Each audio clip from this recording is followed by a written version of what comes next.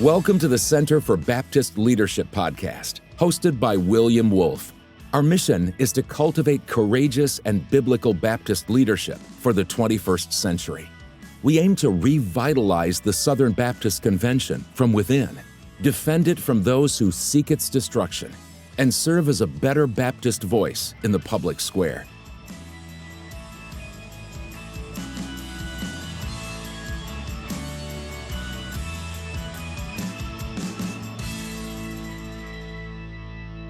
Welcome back to the Baptist Leaders Podcast. I'm your host, Executive Director William Wolfe, and we are launching something that is new, a new program on our channels here that we hope will educate, equip, and activate you to be a successful participant in the 2026 Southern Baptist Convention Annual Meeting, this year held down in sunny Orlando, Florida. And joining me for this is Jon Whitehead. Many of you guys will know Jon from many appearances on our podcast and a lot of the work and the writing that he does within the Southern Baptist Convention and on other issues, related to religious liberty and things like that.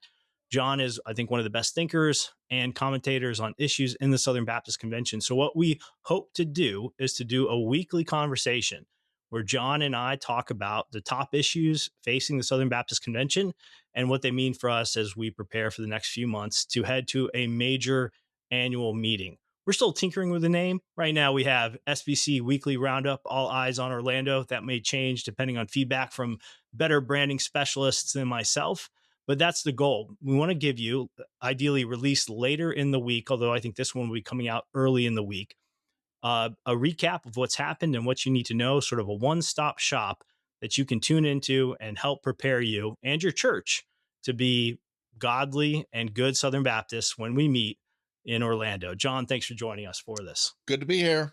Excited for your weekly commentary debut.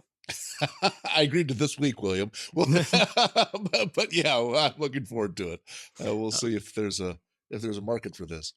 Yeah, sure. Well, we've got three topics that we're going to cover today. We're going to talk about the current state of the presidential race for who we will elect as our next president in June.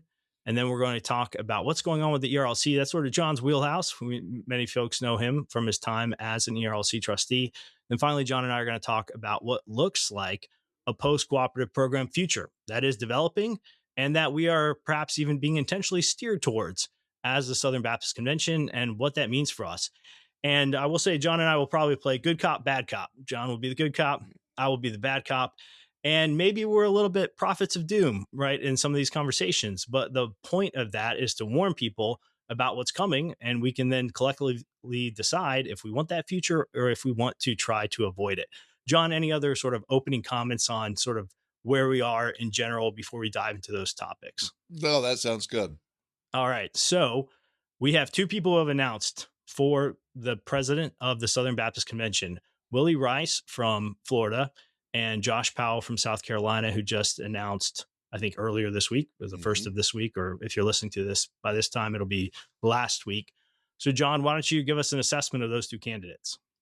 Well, Willie Rice, of course, is pastor of Calvary Church, kind of in the Southern Florida area, and is well known in the convention, has been a leader, gave the convention sermon a few years ago. And in fact, Clint Presley, the current president, I know, said he intended to nominate Willie Rice in 2022 as president. So Willie has been around a long time. I think obviously the interesting thing for our viewers is Willie is one of the few large Southern Baptist pastors that has gone on the record to say, I was misled, and I regret and repent and am turning away from some of the DEI rhetoric, the DEI underpinnings that was guiding some of our institutions just a few years ago. And in that sense, agreed with people raising concerns like Tom Askell and founders, agreed with people at CBL, said there is a problem in the Southern Baptist Convention with doctrinal fidelity, with maintaining our confessional documents. And so Willie says he wants to be there to represent Southern Baptist churches that believe in our governing documents. And so that has lined up with a lot of what CBL has been talking about for the past few years. Josh Powell, after Willie announced, it was announced that Josh Powell was running. So in some sense, in a response to Willie, Josh is the pastor of Taylor's, I believe, First Baptist Church in South Carolina, and has been there for a number of years. He's been active in convention politics. He's been most recently the chairman of Southern Baptist Seminaries Board, just like Clint Presley. And so this is the traditional week right before the executive committee meeting in Nashville, when kind of the stage is set for what's happening in June at the convention. And so that announcement comes right before the executive committee meeting. And it's interesting to see who's in support of these various groups. As mentioned, Willie has received endorsements from folks like Tom Askell. I know Willie was at the Founders Conference in Florida here just a couple of weeks ago. Has had the support of Heath Lambert in Florida. So important conservative voices there. On the other side, Josh, obviously there's a network of folks that support Josh. He's received endorsements from J.D. Greer, said he was happy. The folks at Baptist 21, which is the Aiken brothers, and a couple of folks, I noticed they found the keys to the website and issued an endorsement this week. They're usually inactive unless there's an issue that interests them. So that kind of gives the lay of the land as to who's supporting who and who those candidates are. Yeah, thanks. Let me try to pull up I'm going to give our listeners and viewers a little taste of these guys in their own words related to the SBC presidency as best we can. Willie has already put out quite a bit more about why he is allowing himself to be nominated. Josh, actually didn't know this until I found this researching for our time today. Josh actually did make a personal statement on Instagram. Not a website I spent a lot of time on. Maybe we need to spend some more time on there. But let me try to pull up a little bit of a clip from Willie's announcement video here and see if we can play this. And can you see that, John? I can. All right. I've been a Baptist pastor for over 40 years, and I'm a fourth-generation Florida Baptist. Yet in the recent past, it feels like the seams of our fellowship have been stretched and torn. Can you honestly look back over the last few years and conclude we are more united and more on mission? Or do you feel like I do, and like so many I hear from, that there are real concerns that call for serious reflection, humble correction, and a new day of renewal? I know I needed that, and I think that maybe many others are ready as well. Over the coming months, I look forward to important conversations across our Baptist family. Ultimately, real renewal is always about retrieval, and it comes down to two things: our message and our mission. In this hour of apostasy and idolatry, we need to reaffirm and restate our convictions. Such a time calls not for fuzzy lines and a mushy middle. It calls for clarity and courage. We don't need to look for something new. We need to stand on what we know is true. All right, we'll stop it there. I think that's a good taste of what Willie is offering here. And I think it resonates with me. No mushy middle, courage and clarity. What do you think, John? Yeah, I mean, a lot of this depends on how you view the convention right now. If you think things are mostly okay, then kind of that appears to be the message Powell is going to put forward, that he wants consistency. And so that's the message.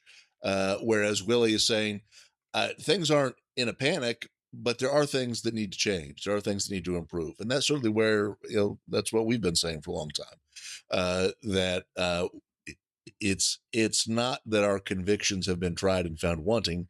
It's that in many places our convictions have not been tried by leadership. And so that call for renewal and recommitment echoes with lots of Southern Baptists, and in this moment for us, I think echoes with me. Yeah, and Willie mentioned there very briefly in the video, and if you don't know the history, you might not have caught it, where he said, I needed that. He said, I needed to sort of realize that things weren't exactly going in the right direction. And for folks maybe just tuning into this, you can find multiple conversations I've had with Willie Rice. The very first one, that the podcast he did with us, where he sort of planted a flag saying, I was heading in one direction, and now I realized that that was not the right direction on DEI, on wokeness, on the claims about the so-called abuse crisis and what an appropriate response to that would be. Um, he did that. It's called Waking Up in a Woke World with Willie Rice. That's on all of our podcast platforms. He also has an article with us, and we did a conversation with him again before the convention last year. He has been very strong on the law amendment, which Josh Powell also is a 3-time law amendment voter. So, I want to make sure to clarify that. So, and then you can check out Willie's page, Baptist Renewal .us, and I'll pull it up there. So there it is, Baptist Renewal.us. That's where you can learn more about what Willie is offering for our convention. And so, Willie it's interesting you brought it up, John. Willie was going to be nominated by Clint Presley, right? So as things unfold and we see sort of where the lines are falling now, why would some of the people who would have supported Willie a few years ago maybe not support him now? Yeah, I mean, I think there remains a segment of the convention that, as I've said before, it's not that they don't believe in wokeness anymore; it's that they realize it's unpopular, and so they've gone into hiding. But they're still going to come out and push for folks that see room for that approach in the SBC, that haven't made up their mind about whether that's going to make the convention stronger or weaker. And so I think, I think certainly at Summit Church, at J.D. Greer, that area of the convention, there is still remaining some idea that we can rid ourselves of the stain of our history or the past or being the Southern Baptist Convention. If we just say the right things and if we just care enough. And most folks in the convention, frankly, don't have education or experience to know how to deal with those issues. People, I think, you and I and others at CBL, we've had some experience with those issues or have thought through them at depth and realized there is nothing good down that road for the convention. We need to reject the subtle racism that has infected so many of our ministries. That the things that lead leaders to say things like, we'd pick the African American 6 over the white 8 or whatever it was, whatever the quote was out of MLK 50. Yeah. So there is no good down that road, and we have some people in the convention that are convictional about continuing down that road. We have others that say, well, let's make room for them in our tent. Let's make a coalition so that we can do certain things. Let's not interrupt the cash flow.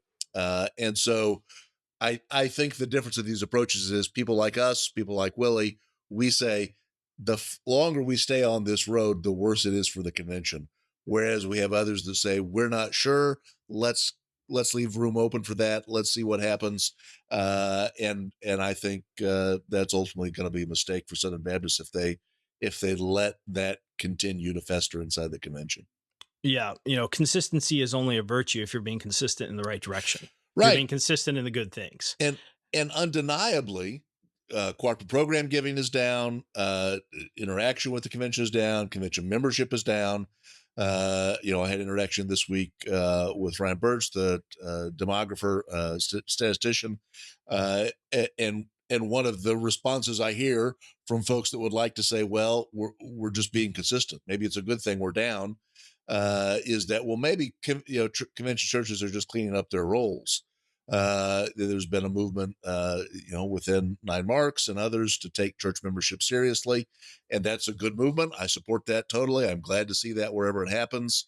But it's my impression that's a very tiny number of pastors out of the whole, that we're not seeing so much church roll cleanup that it's affected our numbers.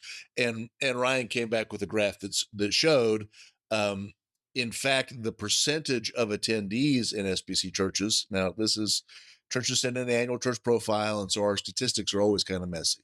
But of the churches that send in the annual church profile, the percentage of people on the rolls who are attending is going down, which obviously means it's not because of roll cleanup. If you cleaned up the rolls and only listed those people that were attending church, then there'd be a higher percentage, 100% hopefully would be on the rolls and attending. But what we're seeing in the convention is not only are the numbers dropping, the numbers of people, the percentage of people in those churches is dropping in attendance as well. So we're not renewing, or we're not shrinking because of renewal or commitment. We're shrinking because people are leaving.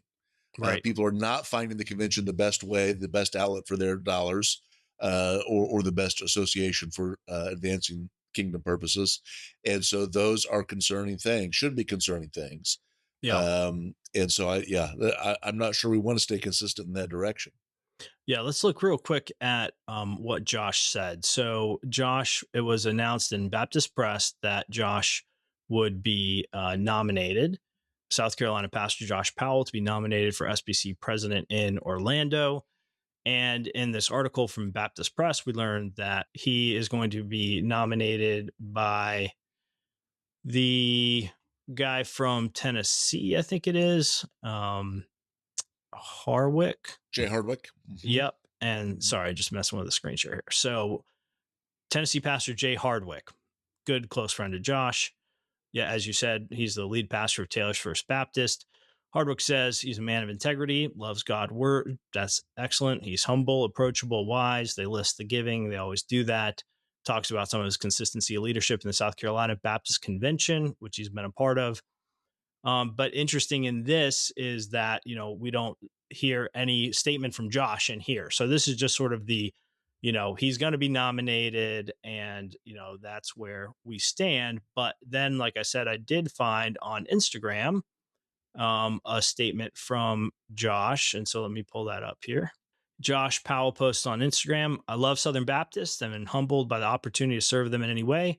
I believe in our commitment to reach the nations, train pastors and ministers, and stand for the truth of God's word in a world that is so clearly against it. We must remain faithful and diligent to guard and guide ourselves under the authority of God's word and in the sufficiency of God's word as we seek to plant churches and reach the nations together. I look forward to many opportunities from here until June to speak about my hope for the SBC. So it is, it's I don't want to say vague in a bad way, but it's just general, it's broad. So as it stands today, when we're recording this, we don't exactly know what Josh wants to see with the SBC, though it does seem like business as usual, just continue moving forward in cooperation. Does that seem like a fair summary? Yeah, I mean, I think the question for everybody with any candidate is why? Why are they running, and why are you voting for them? I'm pretty open with my whys. Usually, I hear the things I want to see in the convention, hear the problems I want to see addressed. And so far, what we're hearing from folks is that Josh is a great guy. He's a faithful Southern Baptist. I think I saw some reference, maybe he had some missionary service as well. So here's a person who's been in the convention, has had some service, is familiar with our boardrooms. But the question for everybody is, but why? What is his intention to do with his role? Who will he be appointing? What direction does he want to see the convention go in? I think the question is, can you say it out loud? You don't want somebody in this role that would abdicate their views just to other denominational leaders, right? Right. So I think that would be a question is, what are your goals? Or are your goals just to do whatever the various entity heads need you to do? Do they need some shepherding from the churches? Or in fact, are things mostly headed in the right direction? So, I think as Willie said this week, no one is saying Josh Powell is a liberal, right? Josh Powell appears to be a conservative Southern Baptist. I think if I were in his town, I were in Taylor's, I might consider his church. Just like if I were in Florida, I might consider Willie's church. So these are two pastors with very similar biblical convictions, but very different views of whether or not we need to course correct or continue on in the same direction. Yeah, and I think two things are notable, and I want people to hear this here because, of course, not everybody sees what you post online. And that is, if you go to Baptist Press, you can find two articles from Josh Powell, and one is from many years ago in May of 2020, and it's titled First Person. That's how they use the title for all their op-eds. First Person, a Personal Resolution. And this was right on the heels of George Floyd. And in it, Josh, and this is when he is the president of the South Carolina Baptist Convention. So he is a state convention leader. This is when he was at Lake Murray Baptist Church in Lexington, South Carolina. And he says things that, he's making this resolution, to preach the gospel, to plead with people to see the power and implications of the gospel, to help them see through the blinders of godless views of humanity like supremacy and bias, to aid them in getting a glimpse of the beautiful multicultural, multi-ethnic, multicolored kingdom of God. As Pastor Tom Skinner said, in the midst of America's racial crisis, Christianity in its pure and true form alone can make the difference. And then he says, to plead with my white brothers and sisters to speak out and act out, to denounce racism and white supremacy, not just in its most glaring instances, but also in its subtle forms, which are more rampant and pervasive than we often realize. And then he kind of ends with saying, to stand with our millions of African-American brothers and sisters who have too often stood alone, will you stand too? That's just sort of a brief summary. You can find it and read it. So we have that, which is, I would say at best, it's misguided. It's an emotional reaction to the death of George Floyd, which I don't think that there's any demonstrable evidence that it was due to white supremacy that George Floyd died. I do not think George Floyd was a victim of a hate crime, of racial targeting or profiling. I don't think Derek Chauvin was trying to kill George Floyd because he was black, anything like that. That was the narrative. Josh clearly bought it. I bet we could find similar statements from Willie on those things back in that time in 2020. But the difference here is I know Willie has changed his views on those things. I don't know what Josh still thinks about that, and I'll be very interested in learning. And then the second thing, and I'll turn it over to you to react to it, was we know, and we can see the letter, that when Josh was there in South Carolina, I think as the president there, he led the South Carolina Baptists to threaten the executive committee to waive attorney-client privilege, or they would reallocate their funding for the executive committee. So he, I would say, was on the wrong side of George Floyd. He was on the wrong side of interpreting what was happening with the abuse crisis and essentially asking the executive committee to blow itself up. So again, I'll be very interested in his reactions to those things. John, what would you say to that? Yeah, I mean, I think that goes to show the correctness of the critique by Joe Rigney and others about emotional empathy, right? Or emotional. What's the title of Joe's book? Weaponized empathy. Weaponized empathy. Right. So I think everybody in that time was responding to current events. They're responding to media framing. They want to be known as the right, compassionate person. And so this is the statement they give. And like you said, lots of people gave that statement, whether it was in response to Floyd or whether it was in response to the abuse crisis storyline. But what I appreciate that Willie has said is that I recognize I was steered. Right. I was led to both say things and to start adopting principles that were going to take me away from, what I actually believe, what the Bible actually says, what Baptists actually believe. And so the healthy response to what I did in the past is to say, I was wrong. And here's how I'm going to fix it. Here's how I'm going to go back and clean up some of the messes that were made during that period. And I can't remember who it is coined the phrase Big Eva, means never saying you're sorry. That's me, John. Yeah, okay. So it's you. Well, good. I just absorb these things, William. But to give credit where it's due, yeah, big even means never saying you're sorry. And there is, I think, a dangerous trend in evangelical leadership to adopt that position. We just never say we're sorry. We never apologize. We just keep plugging on. And in some sense, you live to fight another day. But in the broader sense, that prevents the discussions from happening that need to happen, from having the changes that need to happen. So I don't care so much what somebody said in 2020 or 2015 or whenever these statements were made. What I care about is, are you going to correct the remnants of that still to this day persist at places like Southeastern? There were certainly concerns out of Southern at the time that I don't think have been fully addressed, at least never publicly. Now, some folks are gone, but have they been addressed publicly? And in our other institutions, whether that's NAM, whether that's IMB, whether that's the other seminaries, there's never been a full accounting. And you see in some areas of the convention, we're still funding, ethnic fellowships in weird ways to come and criticize us that don't appear to be promoting unity, but appear to be promoting division.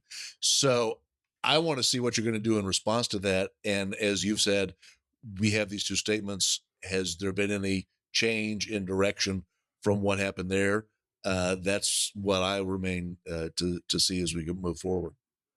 Yeah, and it will be interesting to see, how Josh addresses the major issues that continue to, prevail in the Southern Baptist Convention. I think, Willie's been really clear that, he supported the law amendment. He thinks we need to find a resolution on egalitarianism in the SBC, on women pastors, operating outside the boundaries of the Baptist faith and message, which I will say there is that other op-ed of Josh's there at Baptist Press, which people should check out. It was interesting, John, as we're sort of piecing things together. Josh released this op-ed just the week after the convention. And so it's from June 19th, 2025, Cooperation, It's Worth It. And he talks about some of the things we dealt with there. He says, I've been a 3-time convictionally voted for the law amendment 3 times, convinced of its merits. We haven't reached the necessary threshold to pass. So now we just got to keep working together without unanimity on this point, which is, I think, somewhat interesting. He talks about what went on with the ERLC as well. And so I do think now, looking back, was this op-ed Josh sort of beginning to lay the groundwork for, running for SBC president a year later. But check it out. And I would say it just sort of, the posture I see there is somebody who's saying, look, we just got to keep going along and getting along the best that we can. And Willie seems to be saying, we've got real issues. If we don't address them, they will eat us alive, whether this year or 5 years from now. And here's some ways to do that. So that'll be interesting to see how that develops. John, let's move next, though, to your favorite hobby horse, the Ethics and Religious Liberty Commission. So obviously the ERLC doesn't have a president right now. And president. They have an interim president, and they're looking for a new president. And they're trying to address some things that have been, contentious in the convention. And one of those things is really sort of the scope of their work. What do they speak to on behalf of Southern Baptists? We don't have to relitigate everything. We believe they've spoken to a lot of things, whether it's immigration or Ukraine funding or amnesty or, wokeness that they shouldn't have been speaking to. They recently released just the other day, just on February 2nd, 2026, a statement, the ERLC's commitment to Southern Baptists, a statement from their board of trustees. And the 3 main highlights are: 1, we commit to robust engagement and strong relationship with churches, local associations, state conventions, and SBC entities. 2, we commit to continuing to rebuild trust with the Southern Baptists we serve. And 3, we commit to representing Southern Baptists well in the public square. John, you thought this was a little bit lacking. Why was that? Yeah, I mean, I think this is just, you're 4 or 5 or 6, depending on how you count, years into really upsetting the typical Southern Baptist. And so the ERLC has now narrowly survived 2 votes to disband in the last 2 conventions. One of them was not counted, but the other one was I think 60-40, right? Or 55-45. 43%. Yeah. So look, there's a bunch of people out there that are upset at you, and that has not gone unnoticed by other leaders in the convention, right? The folks that say, hey, we need this convention to be advancing the cause of missions overall, say, why is this distraction? Well, why do we put up with this distraction every year? So you're late in the game. This statement might have been okay, 5 years ago, but at this late date, to have just a very vague statement without saying, here is what we understand has lost us trust. And the statement doesn't say that. It finally acknowledges, after 2 conventions in a row, that there is lost trust, and we're going to try to regain that through listening. But after 3 or 4 years, you should have a good idea of what it is that has lost us the trust. What are people actually saying has lost you trust? And I've been very consistent over the years. The one thing that I think they have done that clearly violates the instruction the convention gave them is to turn the instruction that the ERLC can only talk to public officials about 2 topics. One is religious liberty. You can say anything to Congress about religious liberty that you want. And 2, the ethical and moral positions of the Southern Baptist Convention. If the convention hasn't adopted a position, it hasn't adopted a position. And you need to be frank with Congress and with Baptists when you say that. But it has proven irresistible to want to be an oracle for Southern Baptists and to say, I have the authority, 15 million people behind me, Congressman, and you need to do what I say. And so to say, well, the Southern Baptists have talked about this issue, and so here's a very specific thing Southern Baptists have not said, but I'm going to put them on the record on behalf of the ERLC supporting. And they've done that time after time in terms of immigration and Ukraine funding and whatever the popular topic of the day is. Somebody goes back and finds a resolution on that topic that the convention has adopted. But instead of saying what the convention has adopted, the convention's position, the ERLC runs out and says, and here's why we support XYZ proposal the convention has never considered, never addressed, never responded to. And so regardless of whether it's popular or not, when you're losing trust, go back to the basic instructions. Am I following the instructions you gave me? And the answer for several years now has been no. And so this statement at this point, after all the water that's gone under the bridge, is just way too late to be saying, well, I guess we'll have some listening sessions and try to figure out why people are mad. People have been saying why they're mad for 40 years, and some of that needs to be digested. You can't come back every trustee meeting and say, I guess now we need to listen. Does this group have the skills and the process that can help it digest what people are trying to tell it? Or is it looking for somebody else to listen to, hoping the next person will have something that they can agree with? I think it's just out of touch from what's going on. Okay, so it's too little, too late of a statement, essentially. Yes. But they're actively looking for a new president. They've announced that they've narrowed the candidate field down to 8 for this next round, and then they'll go from there. We've seen other sort of high-profile staff departures. I think their policy director left recently, which I will note that I believe she ended up at World Relief. Several have. Which the pipeline of ERLC staffers to World Relief is quite remarkable. And particularly if you understand what World Relief to be doing is not exactly what they claim to be doing, taking our federal tax dollars to help continue to fund and facilitate the invasion of the United States under the banner of so-called refugee resettlement and things like that. So, their staff is down. They're looking for a new president. They put these principles out, but there's more going on here, which is that there is clearly some move, which is something you and I had heard about before there was ever anything public about it. But now there is something public about it, which is that the Executive Committee of the Southern Baptist Convention has its eyes on the ERLC's bank accounts. Maybe we'll put it that way. There's this idea of dissolving the ERLC as an independent entity and absorbing its functions into some section of the executive committee, and also then getting their money, I would assume, in some way, shape, or form, which we know the executive committee probably sorely needs. So let me go ahead and pull up this commentary, an open letter to the ERLC trustees from Jason Dees, a pastor in, where is he again? Alabama? Buckhead, Atlanta. He's in Georgia. Mhm. Georgia. So Jason Dees he writes this letter to the trustees, and he essentially makes the case that, that the ERLC cannot continue to exist as an effective organization as it currently stands. And he says that we're at an impasse and that the ERLC should be discontinued. And here's his suggestion.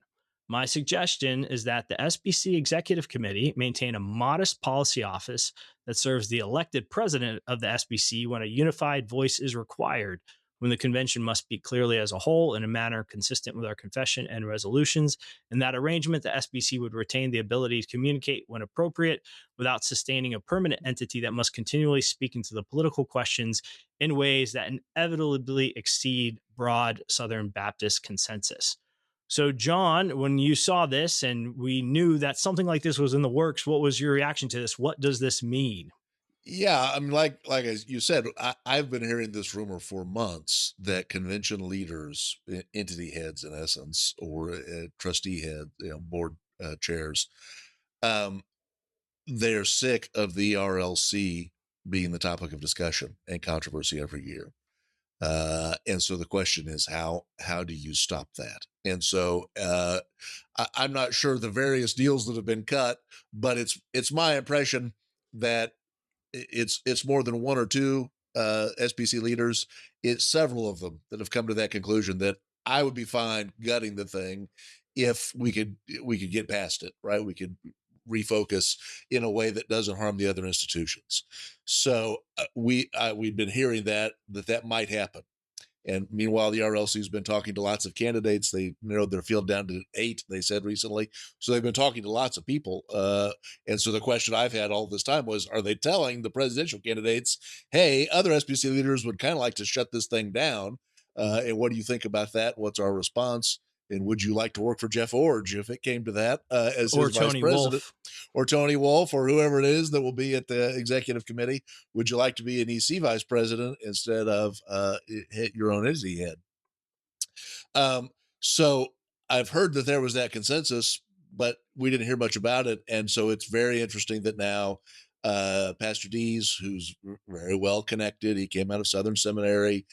He's affiliated with the Duck and Goose Group, which is kind of a club of. It's like the Southern Seminary fraternity house, more or less. It's the replacement for Dodeca. It looks to me like, if you remember that term from way back. But I mean, yeah, it's a group of guys, pastors about my age. If you came out of Southern between 2000 and 2010, that's your social group. I understand Dees is very well connected to that group. He's got a large multi-campus church, important church in Atlanta area. So he's very well connected.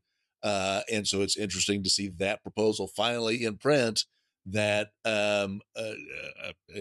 not to discount him, but we've heard several people talking about it. It wasn't him who I'd heard was going to bring that motion, but it's interesting to see that in print. Here's a pastor agreeing, hey, the ERLC has run its course and we need to do something drastically different with this experiment. So that's kind of the lay of the land. Now, as you said, I don't know that I would be thrilled about putting the public policy voice at the executive committee at the vice president level. But the question is, though, but what else? What else is it we could do with the ERLC? Do you want another president that even if he's I think I've heard there's some conservative names being considered. I've heard others that I don't think are so conservative. But even assuming you got the best possible candidate, is the RLC in effect set up to fail at this point, given the instructions, given the past, given the history, given the current leadership group? And so do we just really need a clean reboot? So regardless of whether you think the executive committee is the right place for Southern Baptist public policy, I would think that's probably a placeholder. Like, this is, in essence, we'd reboot the RLC, and then after a couple of years, we kind of ask ourselves, okay, starting fresh, how will we redesign this mission for today? Because, if the mission fit Richard Land in the early days of the conservative resurgence, it doesn't fit what Southern Baptists want now. And so how can we speak in this area, consistent with our biblical convictions, but not have it be a source of controversy that affects our missions giving every year? How can we do that? Yeah, and so that's sort of the broad strokes. Let me try to just kind of turn the dial on that a little bit here. And why does this matter? Well, one, this might come before us in Orlando if they come to some sort of agreement. Interesting point of timing here that this was released before the executive committee meeting that's coming up. Also interesting to note that conservative political commentator Eric Erickson shared it. I would just say I would hazard a guess that Eric Erickson doesn't share that unless Jonathan Howe asks him to. That would be my educated guess. That's interesting. I tried to figure out if those were closer to Louisville or to Nashville or to North Carolina. The other interesting thing is that Scott Foshee, the ERLC's chairman, was asked about this op-ed in the article that BP normally does after a trustee meeting. I can tell you from experience, Baptist Press ignores every bit of bad news about an entity in those articles. But for whatever reason, they asked about this op-ed directly. Right. And again, reading the criminology of this topic, they would not do that unless somebody within Baptist Press and the executive committee had told them this is an important topic to bring up. Right. So I expect a lot of discussion. It's not clear to me the ERLC knows it's going to have this discussion, but it's about to. And so that remains to be something we watch as we go towards Orlando. Right. And then the other reason why this matters is the money, right? It's kind of all about the Sure. Benjamins, right? So because the executive committee is in a serious financial bind right now. We know that they don't have money. They're bleeding out on all these cases that are continuing to drag on related to various claims made from the Guidepost report, in which the executive committee indemnified Guidepost and said, yep, you can say all these things, which we talked about, which Rachel got the pen on before they were released, and we'll take the heat. And they've taken the heat to the tune of, I think we must be close to like $15 million so far. And so, I assume the executive committee, Jeff Orridge, Jonathan Howe, others in the orbit there, see this as a way to, one, take something off the board that is causing contention in Southern Baptist Convention life and get some much needed money for the executive committee. Yeah. Is that fair? Certainly when they have discussions with other entity heads every year, it will be much easier to get the other entity heads to agree, yes, we should take away 1.5% from ERLC and give it to executive committee than it would be to say, hey, we all agree to backstop the executive committee whenever it overflows its budget. That's been the way it's gone this year. The executive committee asked for priority allocation. That made nobody happy. The executive committee, while lots of these lawsuits are finalizing from the abuse report period, and statutes are kind of running, so maybe there won't be as many lawsuits as there have been recently. But there's also this understanding, but there are going to be lots of lawsuits at the executive committee level involving the convention. And so they need more money than they have. And whether or not you think that was because of poor decision making, like we have advocated, or whether you think that was part of reasonable decision making, they did what they had to do. There seems to be a consensus. The executive committee is both out of money and probably needs more to do its function. And then we look at where to get that, who's going to give that up, and the ERLC is the source of constant frustration. And so my guess is that's the leadership consensus. Whether or not there's enough support for doing that at this convention, or does that become a several-year plan or just a long-term plan? We don't know yet, but we'll see. Yeah, John, we're going to have to wrap this conversation up because we're out of time, and we only got to 2 of our topics. So folks, you're going to want to tune back in to when we do this next week and we talk about really what's going on with the Baptist system, because the last thing I want to say on this is that it's just, I would say it's sad. It's a lack of vision. I would say it's a failure to meet the moment that we as Southern Baptists, one, we can't have a public policy arm that speaks for us in a positive fashion. That because of 6 to 10 years of liberalization there and frustration there, that we're going to can it. At such a time in our country as it is right now, we could use a strong ERLC more than ever.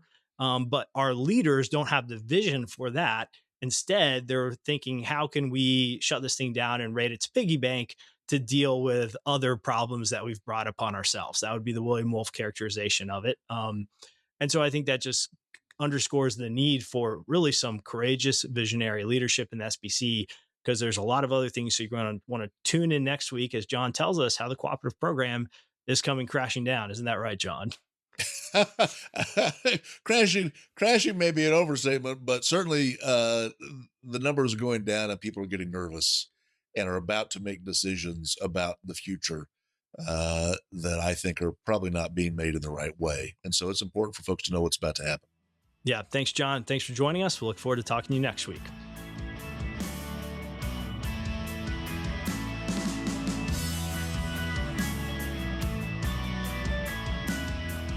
The Center for Baptist Leadership podcast is powered by American Reformer, hosted by William Wolfe, with audio production by Jared Cummings. Our music is a custom remix of Soldiers of Christ in Truth Arrayed, the official hymn of Southern Baptist Theological Seminary. To help CBL reform and revitalize Christian institutions, please consider making a generous donation today at centerforbaptistleadership.org.